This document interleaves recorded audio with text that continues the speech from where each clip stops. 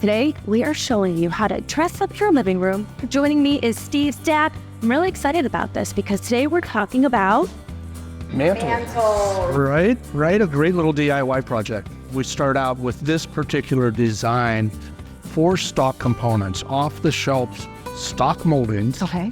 1x8 dimensional lumber, 3.5-inch crown molding, 5.5-inch base, and 3.5-inch 1x4. All right, now for someone that is saying, I want a mantle, I want to be able to put it together on my own, it can be intimidating at first, but coming into Baird Brothers, you see all these pieces available, you're here to help and guide, and as you mentioned, all of this stuff is so stock.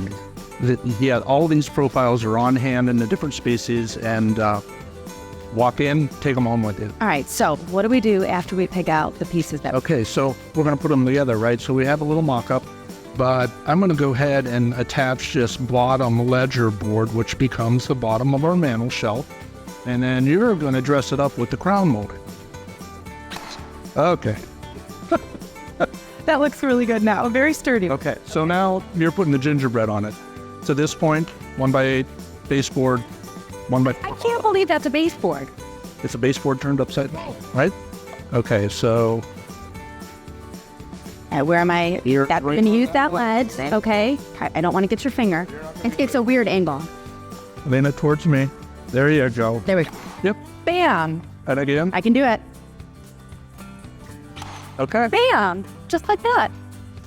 I did that myself, Steve. A little cross-section mantle bit. That is incredible. Now, once you put it together, how long does the whole process take, would you say? If you were to do it yourself at home, and the nice thing about it, basic tools. Yeah. Nail gun, maybe a drill, cut-off miter saw. Okay. And then an hour and a half, 2 hours. Yeah. And then once you have it on the wall, how hard is it to actually get it onto the wall? And do you need to stain it or paint it before, or do you do it Before installation, probably. Yeah. Like the one we have here is unfinished right now.